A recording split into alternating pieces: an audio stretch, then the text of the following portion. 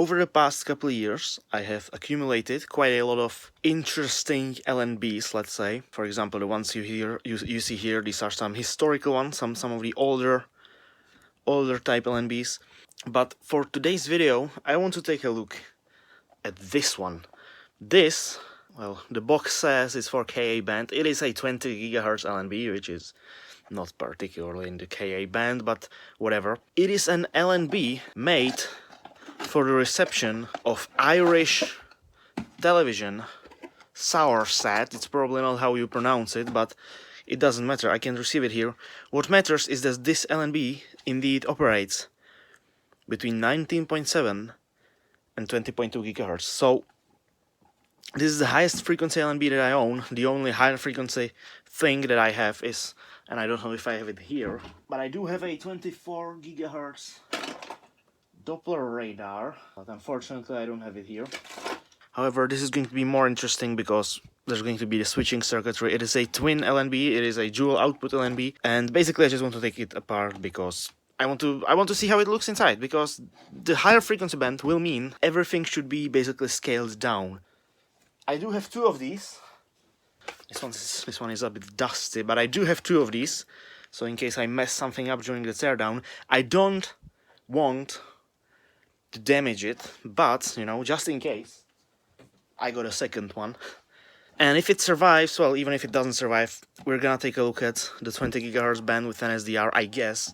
There isn't really anything particularly interesting. So, getting into LNBs like this, it's not a pleasant process for either me or the LNB, especially now that I'm noticing that this LNB is sort of split down the middle like that, and probably just welded. Or like plastic welded, you know, molten together. Same goes with this. So the first thing we have to do is take off the waveguide cap. Then we can sort of start splitting it down the middle.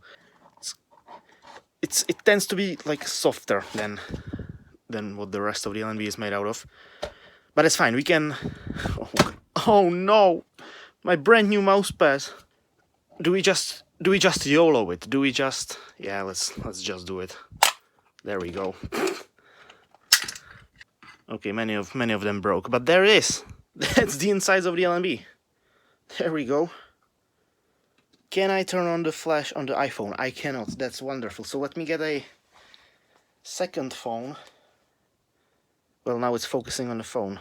I'm gonna take this phone and use its camera to look inside, and you can see it, sort of, right on the screen. This is how the LNB actually achieves circular polarization instead of using a depolarizer. And I think this is done because at 20 GHz any sort of dielectric polarizer or dielectric inside the waveguide that would normally... I don't think I've really talked about it on the channel, so what I'm saying may not make sense, but normally in an LNB, and I do have a C-band LNB, but I don't know where the polarizer went. Actually, hold on, I do have an LNB with a polarizer. My X-band LNB, with my old waveguide that hopefully is going to be replaced soon, you can see inside of there, let's take it out of the LNB, there it is. It's just a little piece of dielectric. You will be using Teflon, in this case it's using the FR4 material, which is what C-band LNBs use, so this was actually cut down from a C-band LNB polarizer. If you've ever installed one, you know what it looks like. So, and well, here's the C-band LNB. So normally the C-band LNB and other LNBs, even Ku-band LNBs, they're just smaller so you can see it. They would look like this, and I'm gonna get my light again. So you can see the two probes of the waveguide, which means the LNB is linearly polarized, but for C-band reception, and in this case 20 GHz reception, and even Ku-band, I think, internationally in the United States, maybe other parts of the world, use circular polarization. So to turn a linearly polarized waveguide into a circularly polarized one, you take your piece of dielectric. For C-band, obviously, it would be much bigger. Put it sort of like that, so it splits the two probes. And by having that piece of dielectric of a specific size, it actually delays one, or phase shifts, one of the linear components of the circular polarized signal, resulting in an overall linear polarization, either horizontal or vertical, depending on the handedness of the circular polarization signal that came in. Which, you know, it works, but it's not the most efficient because it uses a piece of dielectric, a piece of material inside the waveguide, which attenuates it a little bit.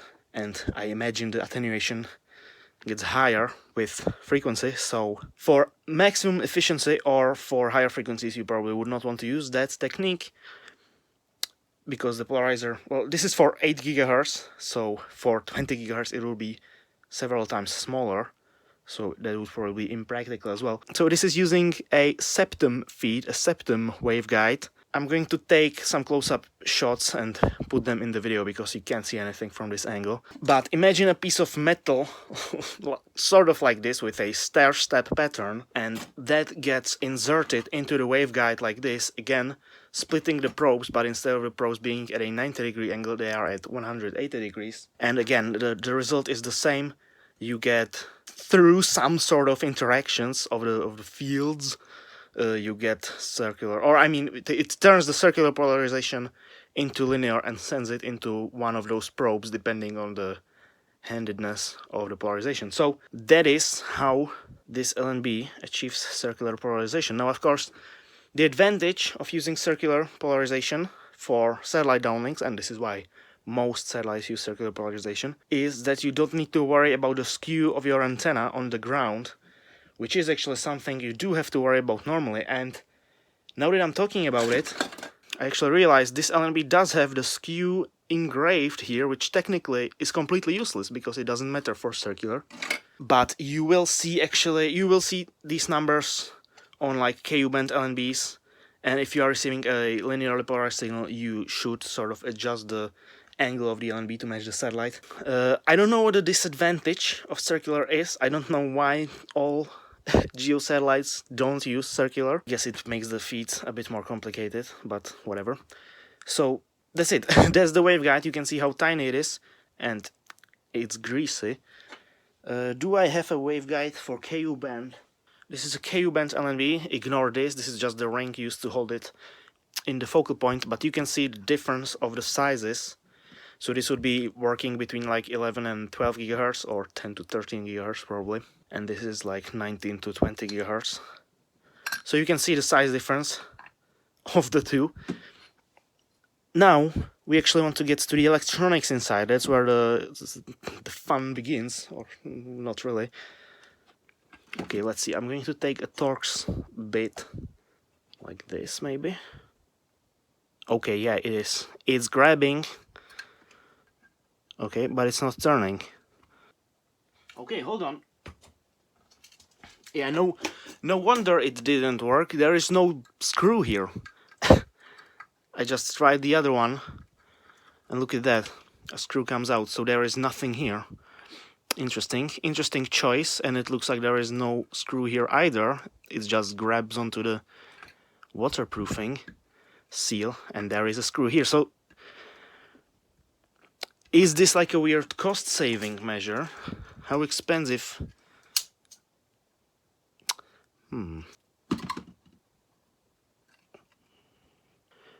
So there is a screw there, but unfortunately... Hold on. Wait a minute. Yeah, this looks like it is a DRO LNB, so that's... You can still buy this brand new. I really hope this would be a PL LNB, because then we could have easily modified it with a TCXO to get higher stability. Seeing as it's a DRO LNB, I have sort of lost a bit of my appreciation for it, but that's okay. Let's just break it away. There we go. So the reason I think, well, I'm kind of sure now that this is a DRO LNB is this little box right here. Here's a case from a DRO LNB. In case of KU band, you would have 2 DROs there. And yeah, this is a signature of DRO LNBs because these bolts kind of have to protrude out so they can actually fine-tune the DROs in the factory after the RF shield is put on, because DROs are not very good at all, and anything, just looking at the LNB wrong, will detune the DRO slightly. So obviously when they have to tune the LNB to make sure the local oscillator is somewhere within the marketed range, which in this case is 21.2 GHz, they would actually have to adjust it later by sort of twisting it. So it's not the best. Sometimes it's desirable, not in any consumer or commercial setting, but in case of amateur radio, DRO LNBs are actually easier to modify, much easier to modify and to reuse for some other purposes. That's why in the past I have actually bought DRO LNBs so I can do some experiments on them, but I was kind of hoping this one would be PLL. I'm now going to take a little break, switch to 4K, and then we're gonna get a nicer close-up of the board once I take all of the screws out. Okay, this actually took forever. Whatever the runtime of this video is, taking these screws out took longer. Probably because the screwdriver I was using, the bits on that were made from the softest material known to modern science. But in the end, I did get them all out. I'm now recording in 4K, which means I can do this. And we can do a bit of digital zoom. How cool is that?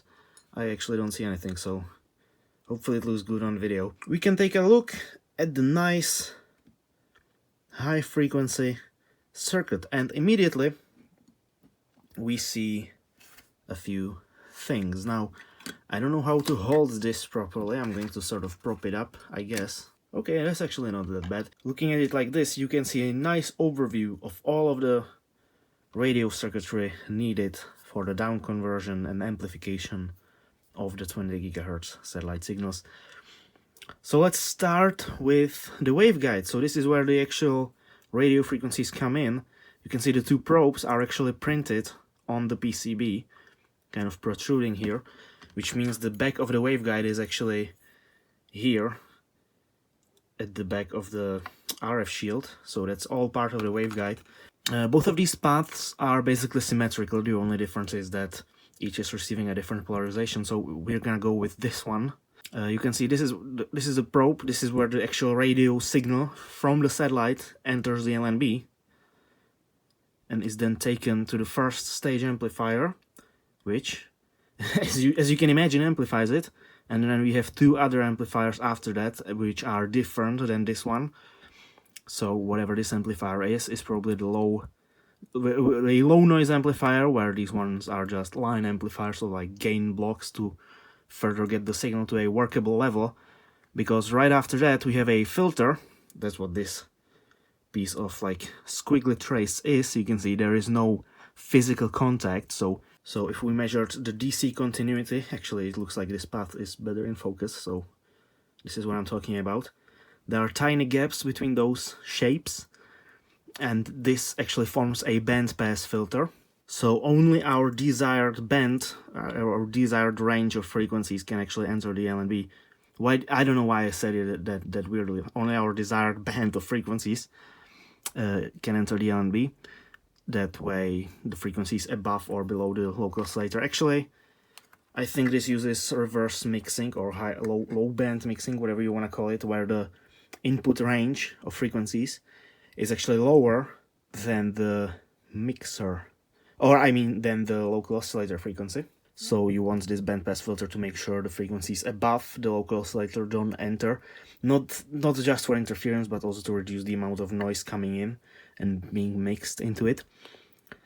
And yeah, speaking of the oscillator, that's what our little DRO is. So this little piece of, I don't know, some toxic, horrible materials is just a little ceramic, I guess it is ceramic, piece of dielectric. That's the D in DRO. And then we have a transistor here, or an amplifier, which together with this somehow forms a feedback circuit. So I guess this is the input of the amplifier or the transistor. This is the output. So I don't really know how this works. I think the signal, the delay in the propagation of the signal being radiated somehow from this trace, then coupled to the oscillator, then being delayed by it, and coming back into the input, it somehow forms the feedback loop, and we get basically what amounts to a steady tone at normally in a Ku-band LNB you would just take the output of this, so this would be a 10.6 GHz DRO. So this is 21.2 GHz, which suspiciously you might have noticed is a multiple of 10.6 GHz.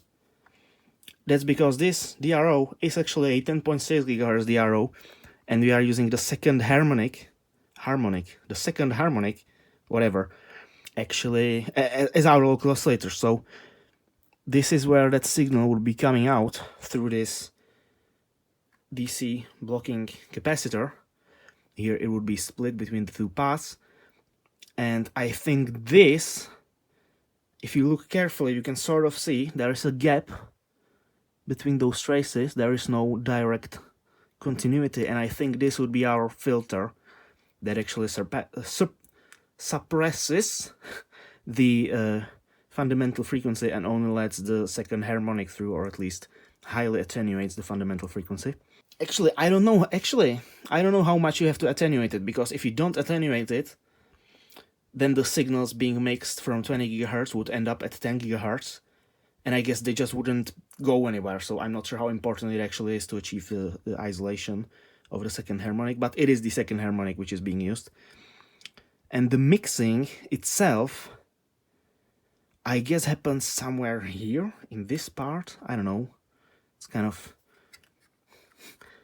weird to see. I think so, yeah, because this is of course the RF input, so this is where our, again, I'm gonna use this path.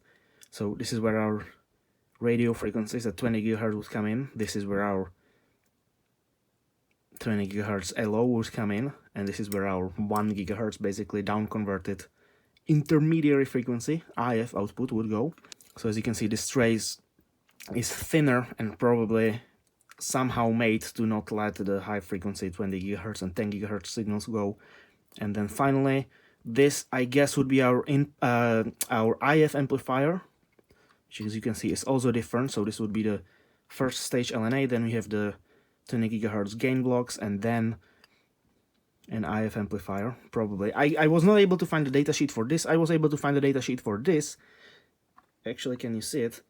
This little square here, and this is a 2x2 RF switch, which simply is used to select which polarization is sent to which output. So here we have the two F connectors, and I think this is done by by voltage selection. So if one of these is at 13 volts, then this switch will grab the, I don't know, let's say the right-hand circularly polarized signal and send it there. If it switches to 18 volts, to signal that it wants the, yeah, I'm saying it correctly, yeah, 18 volts would select the other polarization, and this switch would just take it from the other. And because it is a 2x2 switch, it actually can facilitate the two outputs without any more complex circuitry, because we only have a single band, unlike the LNB that I showed you. I don't know where I put it. But unlike with a universal Ku-band LNB, which actually has two bands, so it has to worry. So it needs circuitry for both polarization as well as band switching. So it's like 2x2, so you have 4 different outputs. That's why on this LNB we actually have 4 outputs, and you can actually see it written on there. So this is a special LNB. It's a quad LNB used for distribution systems, and it actually has the 4 outputs fixed. So this would be the low band vertical polarization, high band vertical, high band horizontal, and low band horizontal, right?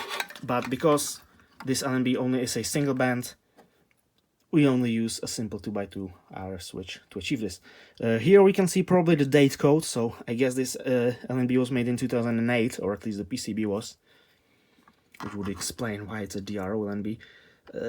I guess selling it today is fine. It's better than the stock just ending up as e-waste, but it does leave some room for improvement, and I'm gonna keep looking for a PLL LNB for this frequency. It should not be that difficult to find, considering that this is a commercial product. The rest of the circuitry is not particularly interesting. It's just, you're gonna see that in every LNB. because at this point everything right everything right of this point or of this line is just operating at IF frequency, so this is the same as any other LNB. But I was just interested in seeing what the RF front end looks like, and yeah, it's just a shrunken version of what we have seen on the channel before. I'm gonna take my caliper. The size of the DRO is roughly 5 millimeters, or 5.25 maybe.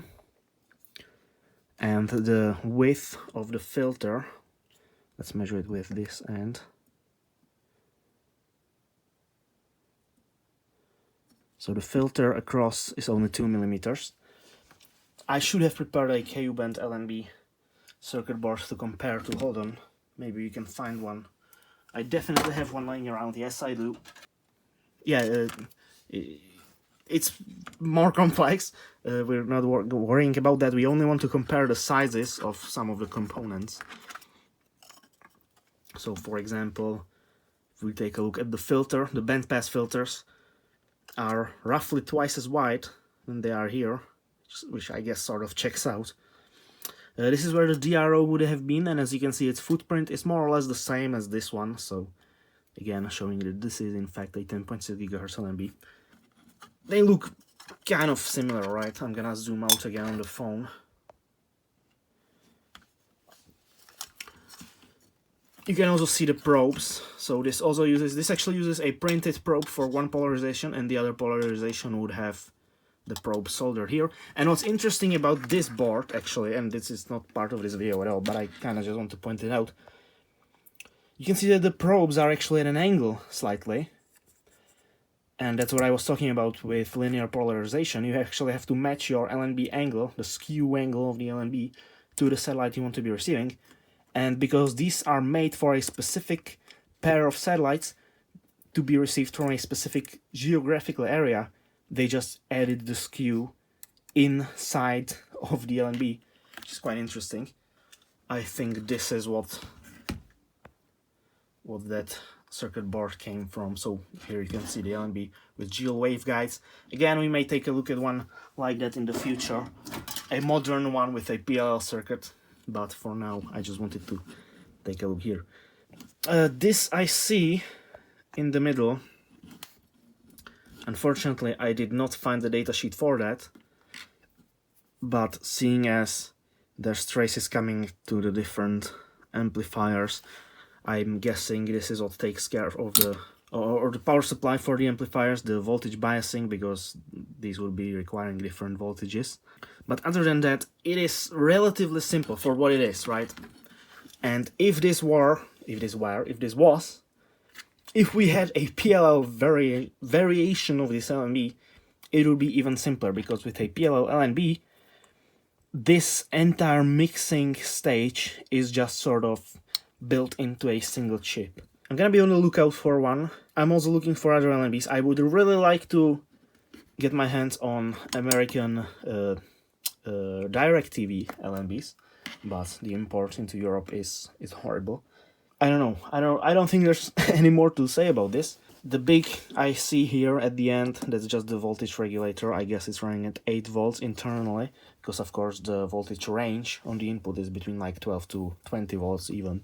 But yeah, other than that, not much else to talk about. So, with not much else to talk about, let's see what we can actually receive with this LNB. See if it still works. That's what I'm interested in. And see how much we messed up the tuning of the little DRO. And remember, because we are using the second harmonic, any frequency instability of this DRO is basically doubled. So that's just awesome. We're gonna compare it to the brand new LNB, see how much it actually drifted off. So, I'm gonna put this back together, and I'll see you outside. Okay, well, here we are a day later, and here is our setup. As you can see, I have just mounted the 20 GHz LNB to a small, I think this is a 60 centimeter prime focus dish antenna, originally used for point-to-point 5 GHz Wi-Fi, I think, it doesn't really matter. For our receiver, so this is the new LNB, this is the one that I took apart. I just put the plastic shelf back on, you can see not entirely sealed anymore, but again, it looks like it works.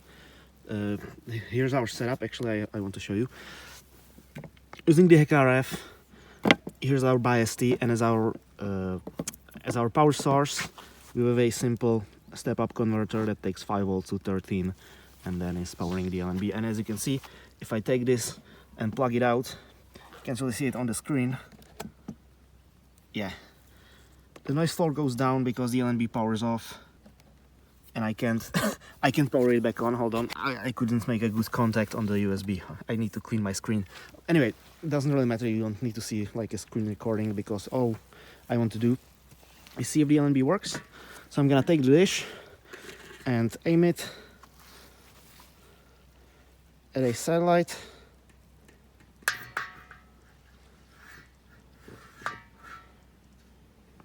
Look at that.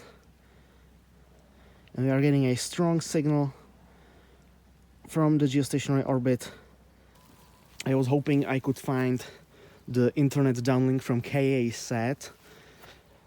If you have been watching previous videos on my channel, then you may recognize it from this video, because that actually should be operating. The two-way satellite internet downlink should actually be operating in the same range as the Irish free-to-air satellite TV. Let me actually try again, and I'll get back to you with whatever I can find. I couldn't quite find the KA-SAT internet traffic, but I think now there are some beacons right there, you can see on the screen. Some narrow band beacons as I slowly move the dish around. I don't know how I can frame this in the video. Like that. And as you can see, every so often we hit a satellite. We hit a satellite with some very wideband, high-rate traffic, where the transponder is much wider than the HEC-RF. This is currently running at 16 million samples per second. Okay, so another update. I fixed the dish, aimed at KA-SAT currently, so it doesn't really look like it is aimed at geostationary orbit, but it is. That's because a prime focus antenna, of course, is aiming directly at the satellite, whereas an offset dish would appear to be tilted lower. And I think we are actually seeing the internet traffic, because if I do a scan with the HEC-RF, but as you can see, we are going to go by 10 MHz steps, and we see one transponder appear, then a second one, third one, fourth one, and then nothing. And this looks exactly like what we have seen in that video. And it is around 1 GHz intermediary frequency, which would mean 20.2 GHz real frequency, which I guess I had the frequency wrong, so that would be the internet traffic. And you can actually see the signal pattern is doing sort of the same thing that we have seen in that previous video, where right now there is a lot of filler. You can see the spikes on the spectrum, and eventually it just turns into a more uniform, what appears to be noise, which in reality would be encrypted or randomized or otherwise coded data. But yeah, this confirms that the LNB still works after a teardown. Let's focus the camera. And actually we can... So what I wanted to do originally was compare these two LNBs to each other to see how much we actually disturbed the local oscillator and how much it's drifted in frequency. However, I realized both of these are the arrows, both of these are going to be garbage. So the most precise way we can actually figure it out is by finding the lower edge. Let's see if we can find the center of the two transponders. So this is the first one, second one. Here is an interesting narrowband signal that's coming from the satellite. I'm going to put my hand in front of the LNB. The signal disappears. Seems to be varying in strength.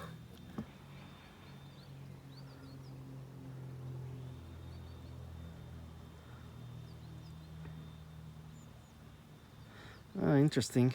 So this is some narrowband signal. I wonder what it is.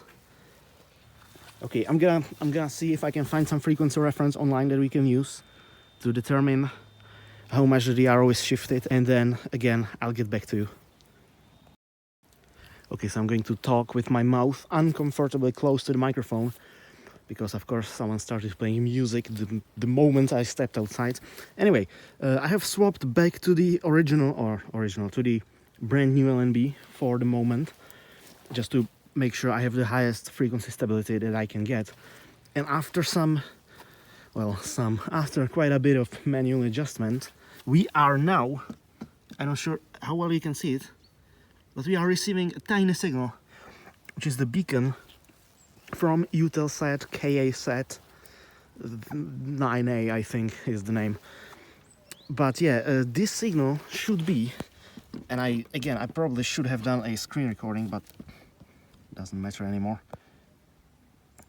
This signal should be at 1520 megahertz, so we can simply go to it with the tuner and read that our LNB frequency reference is 1.7 megahertz of what it should be. I put the LNB that we took apart into the focal point, powered it up, and it looks like the signal is now slightly below what it should be, but it looks like it's actually closer, I think, 11. Okay, so it's actually 2.1 megahertz, so it's a bit further, but not by much actually. And if we average those two together, we actually get quite close, just by random chance. So, I mean, the fact that it is using a DRO in the first place, it's kind of garbage, but as far as DROs go, these LNBs are quite stable. At least when it comes to the overall frequency stability. I'm going to do a narrow band setup. I'll get back to you. Okay, so I have to be fast with this because the computer is running out of battery. But if we actually switch to audio demodulation, you can see me in the reflection again. Listen to this.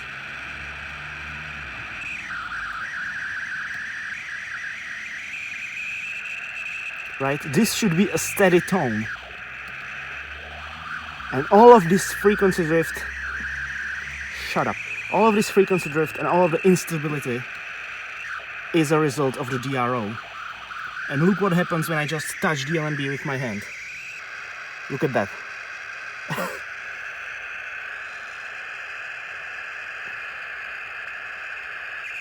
Look how much.